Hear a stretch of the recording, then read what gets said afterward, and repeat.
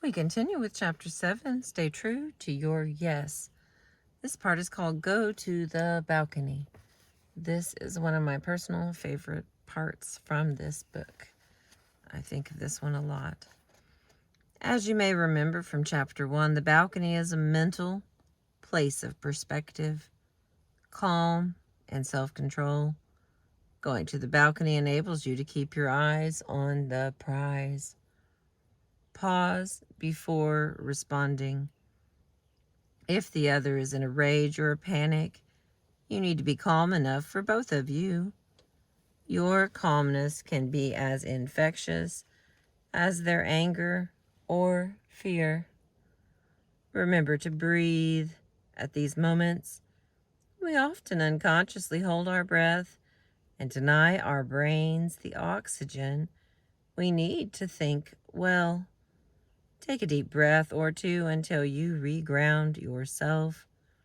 Pause before responding. The effectiveness of this simple technique of breathing consciously and fully reflects a psychological reality. Okay, reflects a physiological reality. I swear I took English.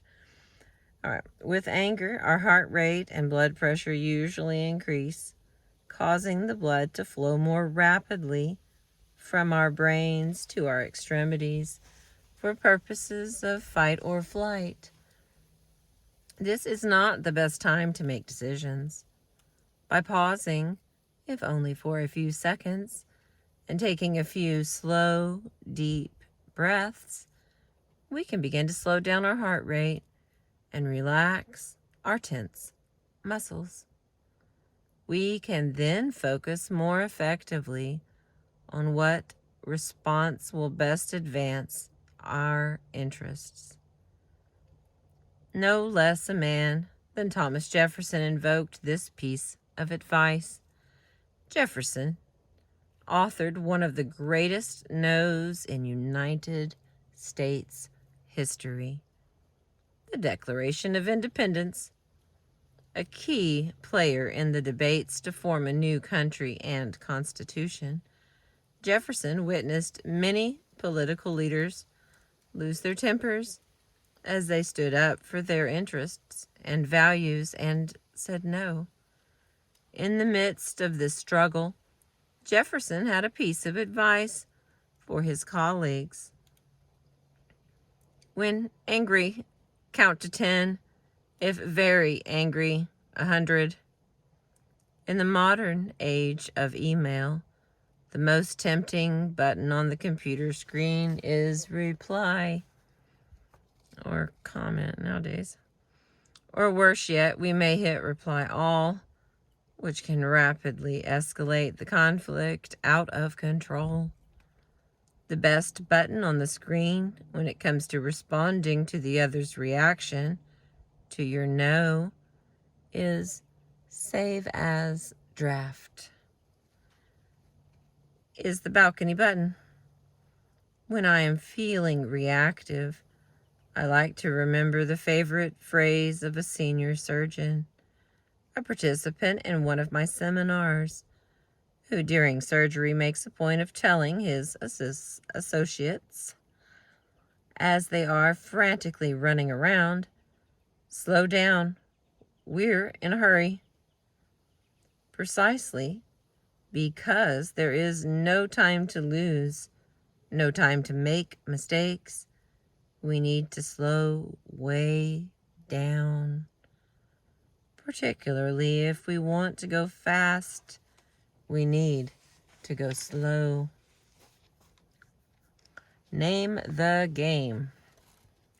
As you look down from the balcony at what is happening on the stage below you, you can watch the others' moves and admire the cleverness of their tricks and provocations, even as you see through their moves to their underlying intent. If you can think of their provocation as a game, you will be less likely to take it personally, nor will you fall for their tricks. Watch how the other tries to push your buttons. Observe your own feelings and sensations. It is not uncommon under pressure to feel your palms sweat, your pulse quicken, your gut churn. As you notice your reaction, you can begin to take control and calm yourself. From a balcony perspective, you can remember that the attack is nothing personal. It is about them, not you. One very helpful technique to use while on the balcony is to name the game to yourself, giving identifying tags to each of the tactics you see being used on you.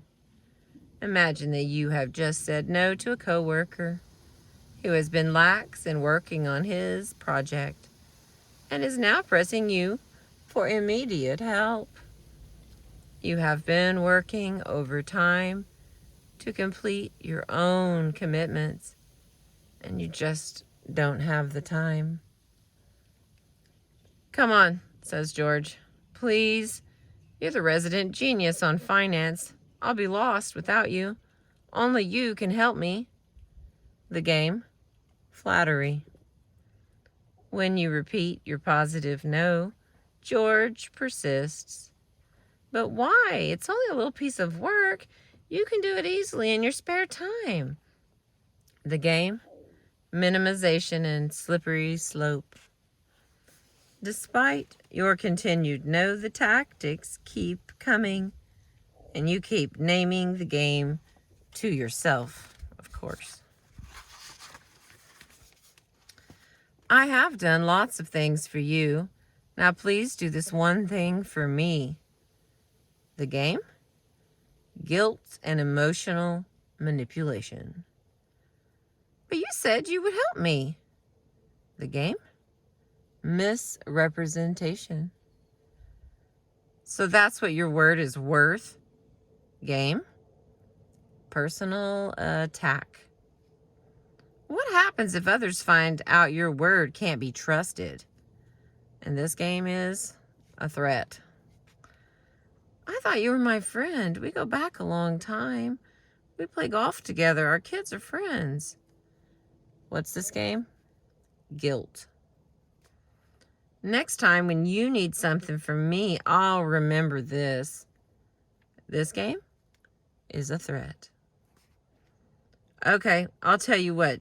Just help me out with the beginning, and if it's too much, you can stop. What's this game? False promise and slippery slope. Just wait until the boss hears about this. What kind of game's that? A threat. In other words, meet resistance to your no by patiently and persistently naming each tactic to yourself, thus neutralizing its effect on you. You may not catch every single tactic, but naming even a few can help. Naming increases your detachment and self-control, making you less susceptible to uttering a reactive yes or a reactive no. This silent naming can have great power. The next one is called Pinch Your Palm. One of my favorite techniques for staying on track when I am being provoked is a physical one. I learned it from my Peruvian friend Hernan. It is simply to pinch the palm of my hand. Somehow, this has the effect of helping me to remember my objectives and stay calm. I recall one breakfast meeting I had with a group of major media owners in Venezuela who constituted the backbone of the political opposition to President Chavez. They were very angry and upset with Chavez's behavior. When I proposed that it might be in their strategic interest to open up a dialogue with the president. All 15 of them began shooting skeptical, angry questions at me for making such a foolish suggestion. How can you possibly talk with a communist, a friend of Castro? The questions continued for nearly 3 hours as I kept pinching my palm to stay calm. It was not easy. On many occasions I found myself wanting to react, but I resisted the temptation and kept acknowledging their concerns and restating my views in a low-key manner. In the end, much to my surprise, the media owners turned around and asked for my help in opening up a dialogue. If you know it will be hard for you not to react to the other's provocation, consider asking a friend or colleague to accompany you. An ally can silently, or not so silently, remind you to keep your eyes on the prize. An ally can observe closely and calm you if you begin to lose control. Your friend can serve, in other words, as your balcony.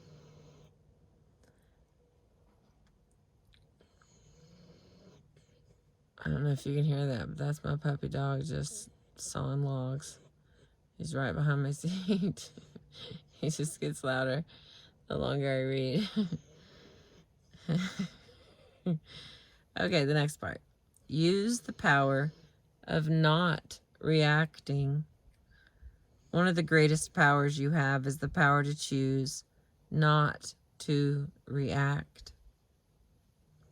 In one late night meeting I had with President Chavez and his cabinet, he was in a rage at his political opposition.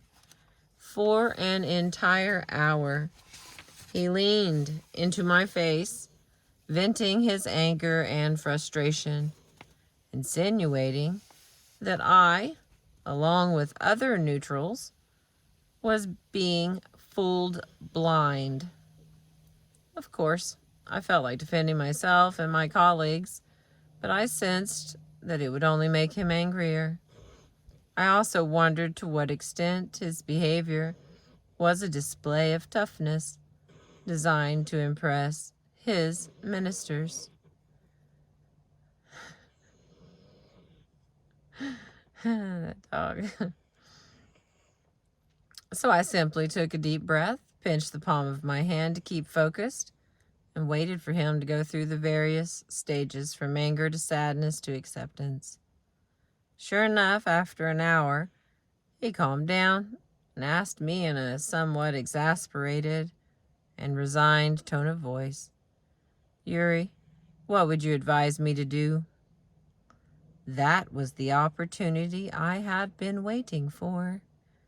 I finally had his attention and suggested what I had come to propose, which was a cooling off period over Christmas, so that all the parties to the conflict could spend a little time on the balcony and the people could enjoy the holidays.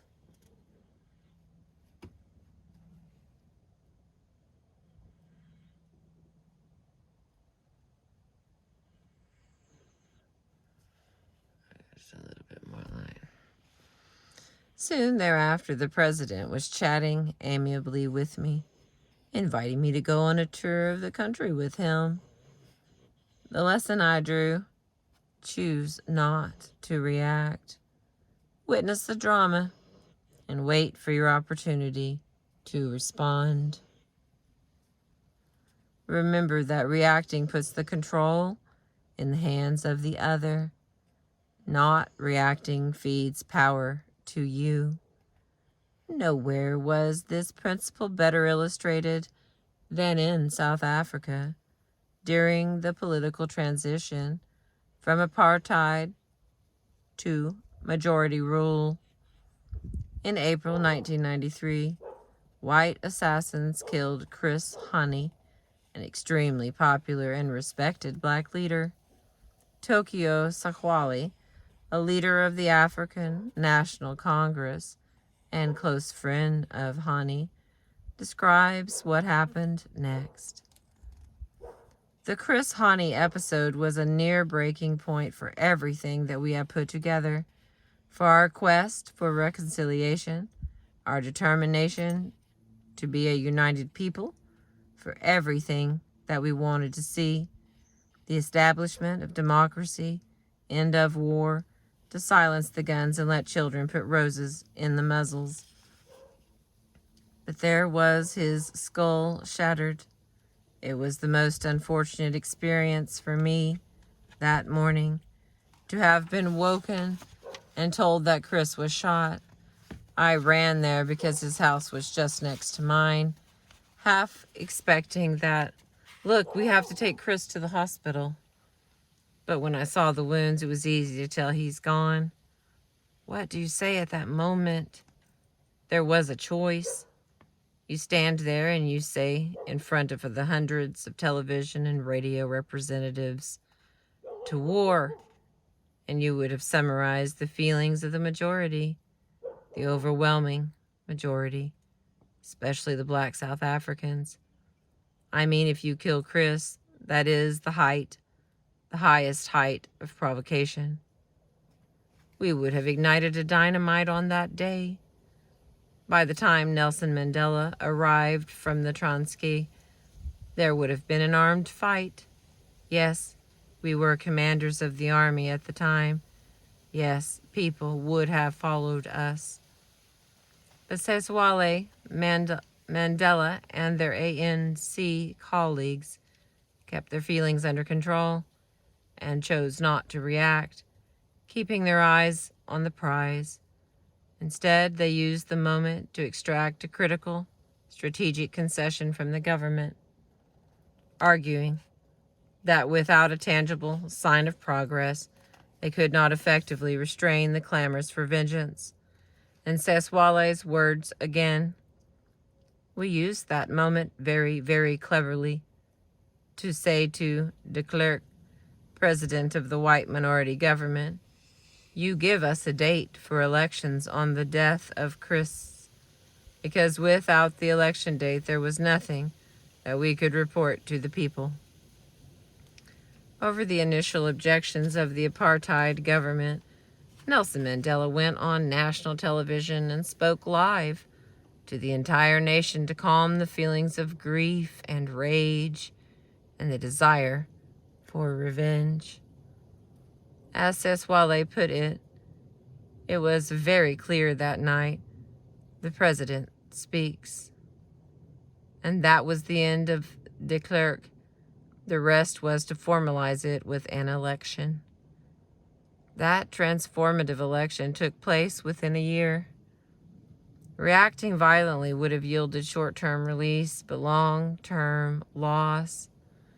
The choice not to react to a grave and tragic provocation enabled Mandela and his colleagues to seal the end of apartheid power.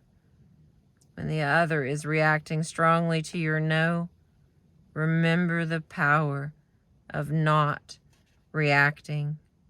Sometimes it is because of what you do not do that the prize falls into your hands. All right, I'm going to stop there. And then we have one more section left and we'll be done with 7. The next part is called Listen Respectfully. I've been reading to you from the book The Power of a Positive No by William Ury. Thank you for listening to me. I appreciate you.